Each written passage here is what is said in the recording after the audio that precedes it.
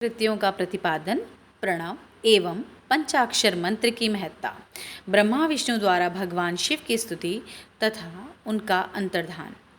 ब्रह्मा और विष्णु ने पूछा, प्रभु सृष्टि आदि 5 कृत्यों के लक्षण क्या हैं? हम दोनों को बताइए। भगवान बोले, मेरे कर्तव्यों को समझना अत्यंत गहन है, तथापि मैं कृपापूर्वक तुम्हें उनके विषय में बता रहा हूँ।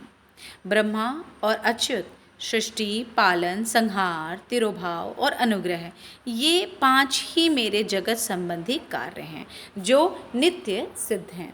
संसार की रचना का जो आरंभ है उसी को सर्ग या सृष्टि कहते हैं। मुझसे पालित होकर सृष्टि का सुस्थिर रूप से रहना ही उसकी स्थिति है, उसका विनाश ही संहार है। प्राणों के उत्क्रमण को तिरोभाव कहते हैं। इन सब से छुटकारा मिल जाना ही मेरा अनुग्रह है। इस प्रकार मेरे 5 कृत्य हैं। सृष्टि आदि जो 4 कृत्य हैं वे संसार का विस्तार करने वाले हैं। 5वां कृत्य अनुग्रह मोक्ष का हेतु है। वह सदा मुझ में ही अचल भाव से स्थिर रहता है। मेरे भक्तजन इन 5 कृत्यों को 5 भूतों में देखते हैं। सृष्टि भूतल में, स्थित जल में, संहार अग्नि में, तिरोभाव वायु में और अनुग्रह आकाश में स्थित है। पृथ्वी से सबकी सृष्टि होती है, जल से सबकी वृद्धि एवं जीवन रक्षा होती है, आग सबको जला देती है, वायु सबको एक स्थान से दूसरे स्थान को ले जाती है और आकाश सबको अनुग्रहित करता है। विद्वान पुरुषों को यह विषय इसी रूप में जानना चाहिए। इन 5 कृत्यों का भार वहन करने के लिए ही मेरे 5 मुख हैं। 4 दिशाओं में 4 मुख हैं और इनके बीच में 5वां मुख है। पुत्रों, तुम दोनों ने तपस्या करके प्रसन्न हुए मुझ परमेश्वर से सृष्टि तथा स्थिति नामक 2 कृत्य प्राप्त किए हैं। ये दोनों तुम्हें बहुत प्रिय हैं। इसी प्रकार मेरी विभूति स्वरूप रुद्र और महेश्वर में 2 अन्य उत्तम कृत्य संहार और तिरोभाव मुझसे प्राप्त किए हैं, परंतु अनुग्रह नामक कृत्य दूसरा कोई नहीं पा सकता। रुद्र और महेश्वर अपने कर्म को भूले नहीं हैं, इसलिए मैंने उनके लिए अपनी समानता प्रदान की है। वे रूप, वेश, कृत्य, वाहन, आसन और आयुध आदि में मेरे समान ही हैं। मैंने पूर्व काल में अपने स्वरूप भूत मंत्र का उपदेश किया है, जो ओंकार के रूप में प्रसिद्ध है। वह मंगलकारी मंत्र है।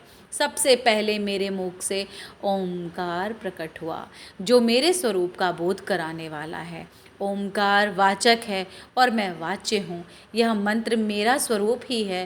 प्रतिदिन ओंकार का निरंतर स्मरण करने से मेरा ही सदा स्मरण होता है।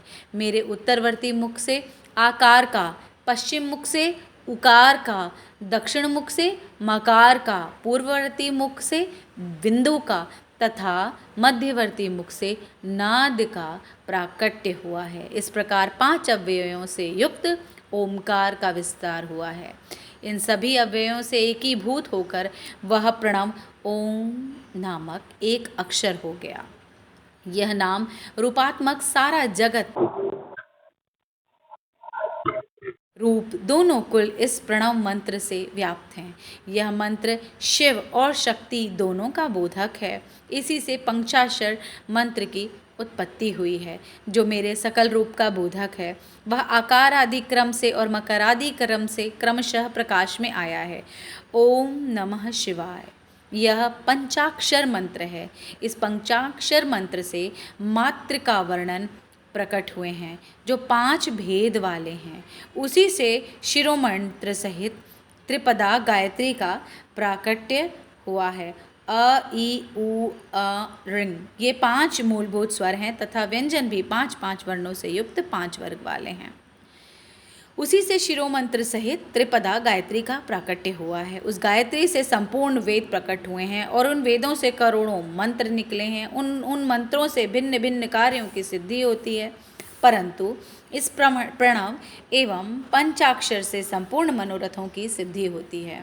इस मंत्र समुदाय से भोग और मोक्ष दोनों सिद्ध होते हैं। मेरे सकल स्वरूप से संबंध रखने वाले सभी मंत्र राज साक्षात भोग प्रदान करने वाले और शुभ कारक हैं। नंदिकेश्वर कहते हैं, तदांतर जगदम्बा पार्वती के साथ बैठे हुए गुरुवर महादेव जी ने उत्तराभिमुख बैठे हुए ब्रह्मा और विष्णु को पर्दा करने वाले वस्त्र से आच्छादित करके उनके मस्तक पर अपना कर कमल रखकर धीरे धीरे उच्चारण करके उन्हें उत्तम मंत्र का उपदेश किया। तंत्र मंत्र में बताई हुई विधि के पालन पूर्वक 3 बार मंत्र का उच्चारण करके भगवान शिव ने उन दोनों शिष्यों को मंत्र की दीक्षा दी। फिर उन शिष्यों ने गुरु दक्षिणा के रूप में अपने आप को ही समर्पित कर दिया और दोनों हाथ जोड़कर उनके समीप खड़े हो गए। उन देवेश्वर जगत गुरु का स्तवन किया। दोनों बोले, प्रभु आप निष्कल रूप हैं, आपको नमस्कार है। आप निष्कल तेज से प्रकाशित होते हैं, आपको नमस्कार है। आप सबके स्वामी हैं, आपको नमस्कार है। आप सर्वात्मा को नमस्कार है, अथवा सकल स्वरूप आप महेश्वर को नमस्कार है। आप प्रणव के वाचर्यार्थ हैं, आपको नमस्कार है। आप प्रणव लिंग वाले हैं, आपको नमस्कार है। सृष्टि पालन संहार तिरोभाव और अनुग्रह करने वाले हैं, आपको नमस्कार है। आपके 5 मुख हैं, आप परमेश्वर को नमस्कार है। पंच ब्रह्म स्वरूप 5 कृत्य वाले आपको नमस्कार है। आप सबके आत्मा हैं, ब्रह्म हैं, आपके गुण और शक्तियाँ अनंत हैं, आपको नमस्कार है। आपके सकल और निष्कल 2 रूप हैं, आप सद्गुरु एवं शंभु हैं, आपको नमस्कार है। इन पद्यों द्वारा अपने गुरु महेश्वर की स्तुति करके ब्रह्मा और विष्णु ने उनके चरणों में प्रणाम किया। महेश्वर बोले, आद्रा नक्षत्र से युक्त चतुर्दशी को प्रणव का जप किया जाए तो वह अक्षय फल देने वाला होता है। सूर्य की संक्रांति से युक्त महा आद्रा नक्षत्र में एक बार किया हुआ प्रणव जप कोटि गुने जप का फल देता है। मृगशीरा नक्षत्र का अंतिम भाग तथा पुनर्वसु का आदि भाग पूजा, होम और तर्पण आदि के लिए सदा आद्रा के समान ही होता है।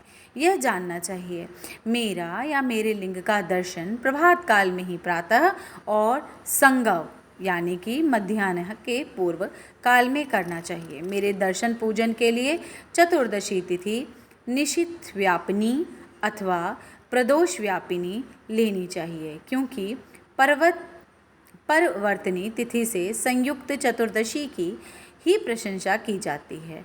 पूजा करने वालों के लिए मेरी मूर्ति तथा लिंग दोनों समान हैं, फिर भी मूर्ति की अपेक्षा लिंग का स्थान ऊंचा है। इसलिए मुमुक्षु पुरुषों को चाहिए कि वे वेर यानी मूर्ति से भी श्रेष्ठ समझकर लिंग का ही पूजन करें। लिंग का ओमकार मंत्र से और वेर का पंचाक्षर मंत्र से पूजन करना चाहिए। पंचाक्षर मंत्र यानी कि ओम नमः शिवाय। तो वेर का पूजन ओम नमः शिवाय मंत्र से करना चाहिए, जबकि लिंग का पूजन ओम मंत्र से करना चाहिए। शिवलिंग की स्वयं ही स्थापना करके अथवा दूसरों से भी स्थापना करवा के उत्तम द्रव्यमय उपचारों से पूजा करनी चाहिए। इससे मेरा पद सुलभ हो जाता है।